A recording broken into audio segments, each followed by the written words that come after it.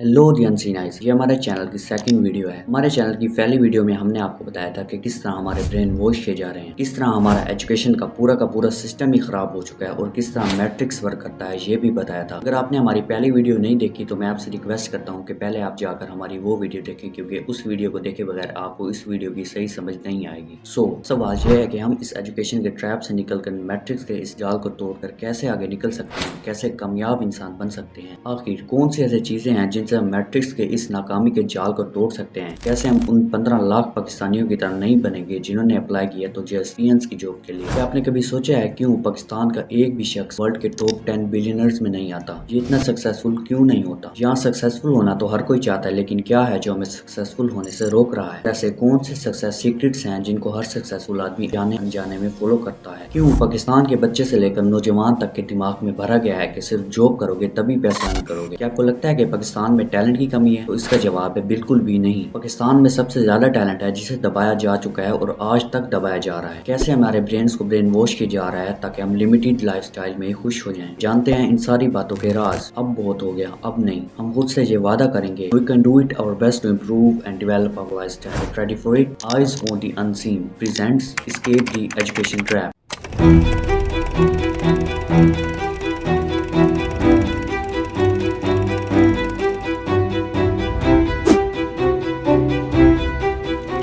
Trap को तोड़ने से पहले हमें मैट्रिक्स के जाल से बाहर आना होगा, जिसके लिए हमें मैट्रिक्स की बेस्ड और इसकी टाइप्स को देखना होगा। जैसा कि हमने अपनी फर्स्ट वीडियो में बताया था कि मैट्रिक्स हमारे इर्द गिर्द विजुअलिस्टिक दुनिया क्रिएट करता है। अब हमें यह समझना होगा कि मैट्रिक्स के बनने की वजह क्या है। आज की इस दुनिया में 78% ह्यूमंस के पास अपना पर्सनल फोन है, तो एक नॉर्मल पर्सन 5 से 6 घंटे अपना मोबाइल यूज करता है। अब जाहिर सी बात है, किसी चीज को अगर इतना वक्त दिया जाए तो वो आपके ब्रेन को इफेक्ट करेगी। हमारे इस फोन से दो तरह से हमारे इर्द गिर्द मैट्रिक्स बनाया जा रहा है। First, cinema industry and second हमारी social media industry. Cinema industry में मूवीज, ड्रामा, सीरीज एटसेट्रा आ जाते हैं, और हमारे सोशल मीडिया इंडस्ट्री जिसमें TikTok, Facebook, YouTube, Insta, Twitter, news channel etcetera आ जाते हैं। पते की बात यह है कि यही दोनों इंडस्ट्रीज हमें सक्सेसफुल होने से रोक रही हैं। आपको ये सुनने में बहुत अजीब लग रहा होगा कि ये किस तरह हमारे ब्रेन को मैट्रिक्स के जाल में फंसा सकते हैं, लेकिन इम्पोर्टेंट ये नहीं है कि आपको क्या लगता है, इम्पोर्टेंट ये है कि सच क्या है। ये दोनों चीजें बनाई इसलिए गई थी कि जितना ज्यादा हो सके आपसे आपका टाइम ले सके और आपके ब्रेन में ये बात सेट कर सकें कि entertainment is everything, which is completely wrong. Money is everything. You have money, you can buy 90% of things.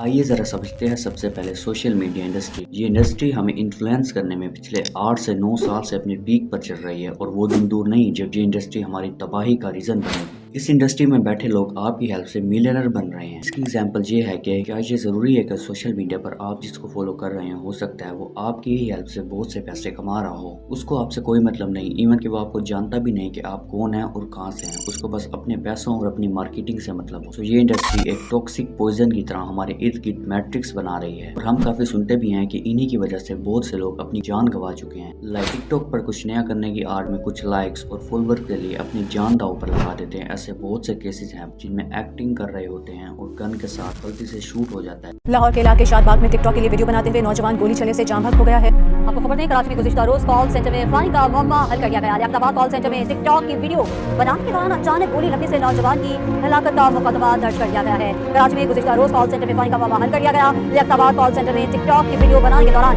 अचानक गोली लगने से नौजवान की हलाकत का मुकदमा दर्ज कर दिया गया। लाहौर के इलाके शादबाग में एक लड़का टिकटॉक बनाने के दौरान पिस्तौल से अचानक गोली चलने से जान से चला गया। कार स्पीड में चला रहे होते हैं, वीडियो बना दो और एक्सीडेंट हो जाता है।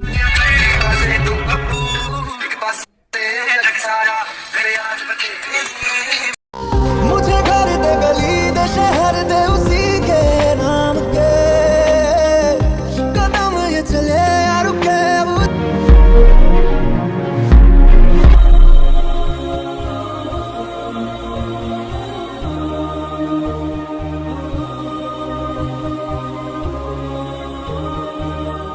अभी कराची से आपको खबर देंगे, जहां कराची में सुपर हाईवे टोल प्लाजा के करीब तेज रफ्तार कार उलट गई है। इस हादसे में एक शख्स जख्मी और एक शख्स जख्मी हुआ है, जबकि हादसे के बाद गाड़ी में आग लग गई है, जिसके मनाज़िर आपको जियो की स्क्रीन पर दिखा रहे हैं। गाड़ी में आग भड़कने से गाड़ी तकरीबन पूरी तरह से जुलूस से तबाह हो चुकी है। साइड सुपर हाईवे पर गाड़ी में आग लग गई है। इस वक्त आग को बुझाने की कोशिशें भी की जा रही हैं, जबकि जख्मी और जख्मी शख्स को अस्पताल में किया गया है। कराची में सुपर हाईवे टोल प्लाजा के करीब तेज रफ्तार कार उलटने के बाद यह हादसा पेश आया है। एक शख्स जख्मी और एक जख्मी हुआ है। मज़ीद मसला जानने के लिए क्या है जी? क्या ये वैल्यू है एक जान की एक छोटी सी वीडियो के लिए जान ही गवा दी जाए? दूसरे नंबर पर है सिनेमा इंडस्ट्री। सोशल मीडिया और सिनेमा इंडस्ट्री में फर्क ये है कि सोशल मीडिया इंडस्ट्री हमारे ब्रेन को इफेक्ट करके रिएक्ट करने पर मजबूर कर देती है, लेकिन सिनेमा इंडस्ट्री स्लोली पूरी तरह हमारे ब्रेन्स को वॉश कर देती है, जिससे हम हकीकत को छोड़कर फिल्म की स्टोरी को ही सच मानने लग जाते हैं। जिस तरह एक दीमक आहिस्ता आहिस्ता लकड़ी को अंदर ही अंदर से खाया जा रहा होता है, बिल्कुल इसी तरह ये इंडस्ट्री 100 साल से भी ज्यादा पहले की है। इसने पहले हमारे बड़ों के ब्रेन वॉश किए और अब ये हमारे ब्रेन वॉश कर रही है। ये हमें सक्सेस से बहुत दूर ले जाती है। नॉर्मली हमें मूवीज में और ड्रामाज में लव ट्रायंगल और जस्ट लव स्टोरीज दिखाया जाता है कि अगर आप 16 से 30 साल तक हैं और अगर आपकी कोई गर्लफ्रेंड नहीं है तो आप फेल हो। और इस इंडस्ट्री में सक्सेस को बहुत ही सिंपल सी चीज से शो किया जाता है। जैसे सपोज एक लड़का है और उसे किसी लड़की से प्यार हो जाता है और अब उस लड़की के फादर उस लड़के को कहते हैं कि तुम पहले अमीर हो जाओ फिर तुम मेरी बेटी का हाथ मांगने आना, और जस्ट कुछ मिनट बाद वो लड़का अमीर भी हो जाता है। क्या आपको अभी भी लगता है ये सब सच है? How is this possible? यही वजह है कि ये हकीकत से बहुत अलग है, लेकिन ये बात समझे कौन? पब्लिक को तो चाहिए जस्ट इंटरटेनमेंट। दैट्स व्हाई आज इस सिनेमा इंडस्ट्री की एक फिल्म या एक ड्रामा इतना ज्यादा पैसे कमा रहा है जितना एक नॉर्मल आदमी अपनी पूरी लाइफ में नहीं कमा सकता। अभी ये सब बातें आपको फजूल लग रही होंगी, बट आपको ये सब तब रियलाइज होगा जब टाइम गुजर चुका होगा।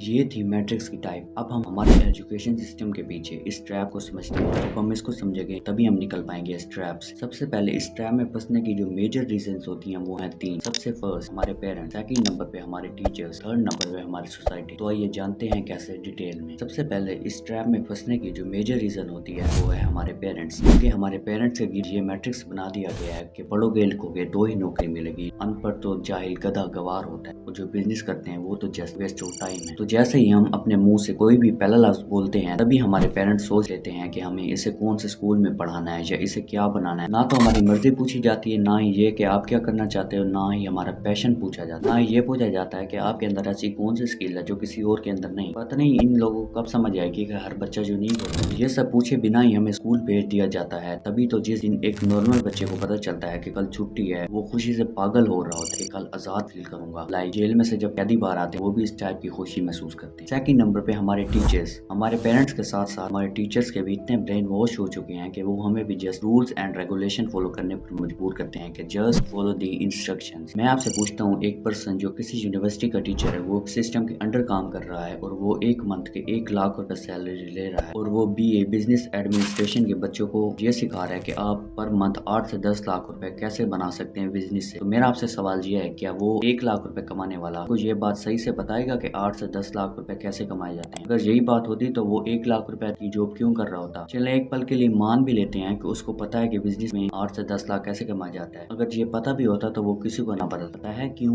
क्योंकि अगर एक पर्सन बिजनेस को लेगा तो वो बहुत सारी जॉब देगा, और जॉब देगा तो लोग उसकी तरफ जाएंगे, तो बिजनेस किनका बंद होगा? इन्हीं यूनिवर्सिटीज का। तो वो ऐसा क्यों करना चाहेंगे आपको बिजनेस अच्छे से पढ़ाकर अपना नुकसान। थर्ड नंबर पर आती है हमारी सोसाइटी। बचपन से लेकर जवानी तक एक ही बात सिखाई जाती है कि हमारी सोसाइटी में ऑफिसर की इज्जत है, पढ़े लिखे की इज्जत है, और जो बंदा अपनी स्किल की बिना पर बिजनेस कर रहा है उसको सब लूजर समझते हैं। फॉर एग्जाम्पल, अगर कोई आर्टिस्ट है तो उसे बोला जाता है ये फजूल काम है, वक्त बर्बाद, ये क्या कर रहे हो। बट आर्ट पे ये पूरी दुनिया कायम है। क्या आपको पता है वर्ल्ड अर्थ, इसमें से अगर आर्ट निकाल दिया जाए तो पीछे बचता है जस्ट EH। दुनिया है ही आर्ट का नाम, इसके अलावा बस EH रह जाता है इसका। ऐसी बहुत सी एग्जाम्पल हैं जो अपने मनपसंद का काम करना चाहते होते हैं, like chef, designer, marketer, etcetera, और इसलिए नहीं कर पाते कि लोग क्या कहेंगे, हमारे सोसाइटी में क्या इज्जत रहेगी। वैसे ये तो एक अलग बहुत बड़ा टॉपिक है। अगर आप चाहते हैं कि हम इस पर आपके लिए डॉक्यूमेंट्री बनाएं तो प्लीज कमेंट में लिख दीजिएगा लोग क्या कहेंगे, हम आपके लिए एक अलग डॉक्यूमेंट्री बना देंगे। ये पूरा का पूरा एक मैट्रिक्स है जिसकी वजह से बहुत से लोग पीछे रह जाते हैं और अपनी आधी जिंदगी पढ़ाई में देने के बाद एंड पे पियंस या प्लास्टिक की जॉब के लिए अप्लाई करते हैं। अब आप ये सोच रहे होंगे कि एजुकेशन सिस्टम के मैट्रिक्स यानी सिनेमा इंडस्ट्री और सोशल मीडिया इंडस्ट्री के साथ क्या रिलेशन है। तो इसको मैं एक एग्जाम्पल देकर समझाता हूँ। एक बच्चा जो एक मिडिल क्लास फैमिली में पैदा हुआ, अब उसके माँ बाप ने उसे एजुकेशन में डाल दिया ताकि वो बड़ा ऑफिसर बन सके। वो लड़का काफी इंटेलिजेंट था और उसकी स्किल ये थी कि वो पोइट्री बहुत अच्छी कर लेता था, बट इस तरफ नहीं गया क्योंकि उसके माँ बाप का प्रेशर था कि वो ऑफिसर ही बनेगा। उसने अपनी मैट्रिक क्लियर कर ली और उसके माँ बाप ने अपनी विरासत में मिली हुई जमीन को बेचकर उसे हायर स्टडी के लिए दूसरे शहर भेज दिया। उस लड़के ने FSC भी कर ली और अब यूनिवर्सिटी की फीस के लिए उसकी माँ ने अपनी ज्वेलरी तक बेच दी और लड़के ने 4 साल कंप्लीट किए और इंजीनियरिंग में ग्रेजुएशन की डिग्री ले ली। उसने जॉब के लिए अप्लाई किया, 2 वीक बाद कॉल आ गई कि आपका इंटरव्यू है, आप आ जाए। जब वो इंटरव्यू देने गया तो वहाँ बैठे ऑफिसर ने उससे रिश्वत मांग ली। ऑफिसर ने कहा कि तुम मुझे इतने पैसे दो तो तुम्हारी जॉब लग जाएगी, अदरवाइज नो। उस लड़के ने बहुत जगह अप्लाई किया बट हर जगह से रिजेक्शन मिली बिकॉज हर जगह पर रिश्वत मांगी जा रही थी और उसके माँ बाप के पास बिल्कुल भी पैसे नहीं थे क्योंकि वो अपना सारा कुछ बेचकर अपने बच्चे की स्टडी कंप्लीट करवा चुके थे। आखिर में उस लड़के ने एक कॉल सेंटर में अप्लाई किया और वहाँ 25,000 की सैलरी में खुद को एडजस्ट किया। कॉल सेंटर में कभी किसी को ये बता रहा होता कि आपका खाना आ रहा है, कभी किसी को ये बता रहा होता कि आपके बैंक अकाउंट में इतने पैसे हैं और इवन बहुत बार तो लोगों की गालियां भी सुननी पड़ती। अब जब वो थक हार के घर आता है तो बजाय इसके वो अपनी स्किल यानी पोएट्री पर काम करे, वो अपना social media account like TikTok, stories, vlog, movies इस टाइप की चीजें देखता है। सुबह फिर वही कॉल सेंटर, वही अगेन, ऐसा साइकिल चल रहा है। अब मैं आपसे पूछता हूँ क्या वो आगे निकल पाएगा? इसका जवाब है बिल्कुल भी नहीं, क्योंकि उसको सोशल मीडिया और सिनेमा इंडस्ट्री ने इतना ज्यादा घेर लिया है कि उसको लग रहा है बस यही लाइफ है। हालांकि अगर हम दूसरी साइड से देखें कि अगर वो अपनी स्किल पे काम करता, उसको इम्प्रूव करता रहता, स्पीचेस में जाता, अपनी पोएट्री सुनाता, बुक्स लिखता पोएट्री पे, सोशल मीडिया अकाउंट्स बनाता, वहाँ अपनी पोएट्री शेयर करता, तो एक ना एक दिन उसे अपने काम से मोहब्बत की वजह से एक नेम और अच्छी लाइफ गुजारने जितनी इनकम मिल सकती थी। बट नहीं, उसके दिल में ये हसरत ही नहीं रही कि वो अपनी स्किल पर काम करे और किसी न किसी तरह अपनी लाइफ डेवलप करे। तो इस तरह ये मैट्रिक्स और एजुकेशन सिस्टम आपस में रिलेट करते हैं लाइक सिनेमा इंडस्ट्री और सोशल मीडिया इंडस्ट्री। बट बहुत रिसर्च के बाद हम लोगों ने इसका सोल्यूशन निकाल लिया है। Yes, we have the solution for this matrix of education trap.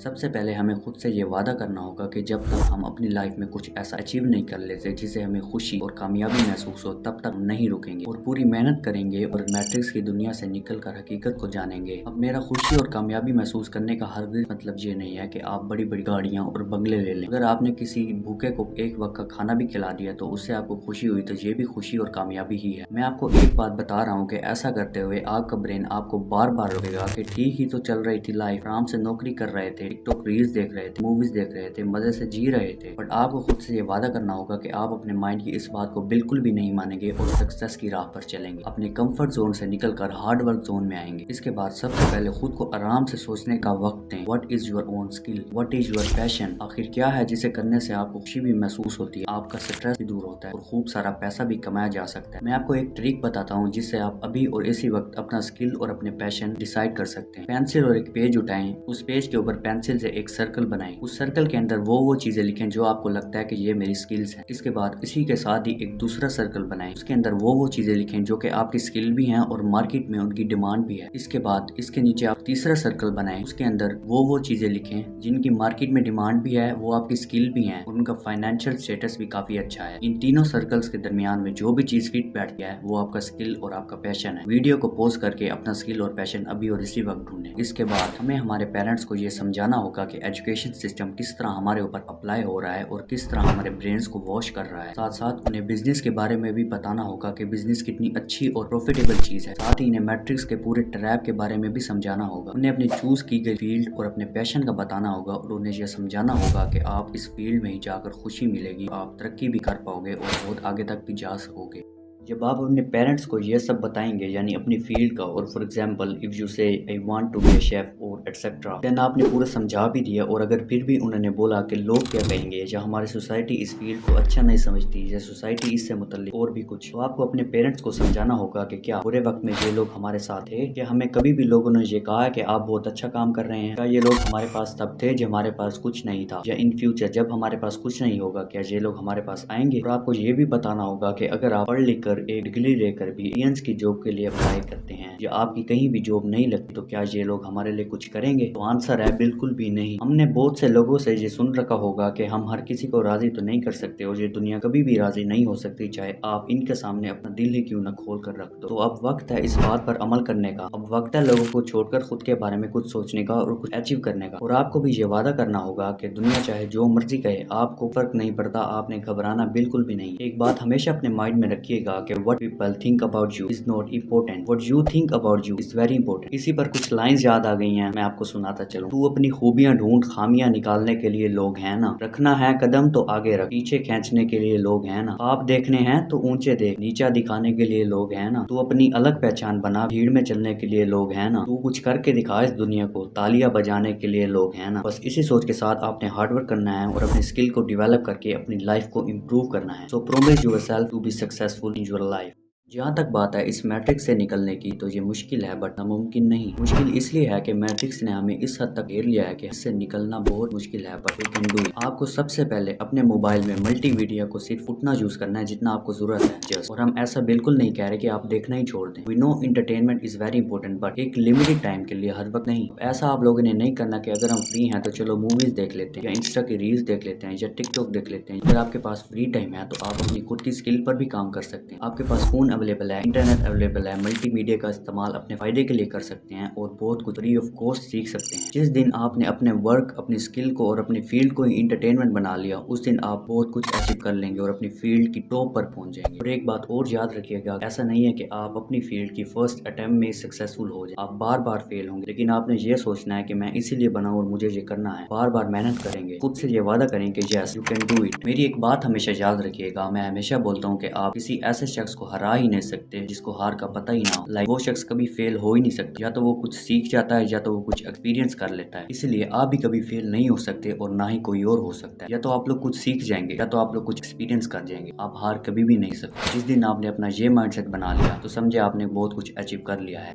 एक आखिरी सवाल आपके दिमाग में आ रहा होगा कि कितना टाइम लगेगा ये सब करने में। तो इसका जवाब ये है कि आप अपने ज़िंदगी के 20 से 25 साल एजुकेशन में गुजारते हैं और इसके बाद भी ऐसी जॉब मिलती है जिससे आप ना तो खुश होते हैं और ना ही फ्रेश होते हैं। उल्टा आपको हर वक्त डर लगा रहता है कि कहीं इस नौकरी से ना निकाल दिया जाए और आप पर बहुत सारी स्ट्रेस भी होती है। तो मेरा आपसे सवाल ये है कि क्या आप 5 या 10 साल या जब तक आप अपनी फील्ड में कामयाब नहीं हो जाते, क्या उसके लिए हार्ड वर्क नहीं कर सकते हो? जरूर कर सकते हो। आप लोग भी कामयाब हो सकते हो। Just remind that success is not easy thing. Success को पाना ऐसे है जैसे किसी पहाड़ की चोटी पर चढ़ना। हर एक कदम पहले वाले कदम से ज्यादा खतरनाक और हर एक कदम पर बहुत सारी मुश्किलात। कई बार नीचे भी गिरेंगे बट आपने हार नहीं माननी। दुनिया आपको हमेशा कहेगी तुम नहीं कर सकते, लेकिन अगर तुम किसी की भी बात सुने बगैर हर मुश्किल को चीरते हुए अपनी पूरी एफर्ट्स के साथ आगे बढ़ते रहे, उस पहाड़ की चोटी पर पहुंच गए, तो आपको ऐसी खुशी का एहसास होगा जो आपने कभी तस्वुर भी नहीं की होगी। और वो दुनिया और वही लोग जो नीचे खड़े होकर ये बोल रहे थे you can not do this, खड़े होकर आपके लिए तालियां बजा रहे होंगे। तो द अनसीन आइज, मुझे उम्मीद है कि आपको समझ आ गई होगी कि हमें इस सारे मैट्रिक्स से बाहर कैसे निकलना है। सबको बेस्ट ऑफ लक। मिलते हैं नेक्स्ट डॉक्यूमेंट्री में, तब तक के लिए बाय बाय।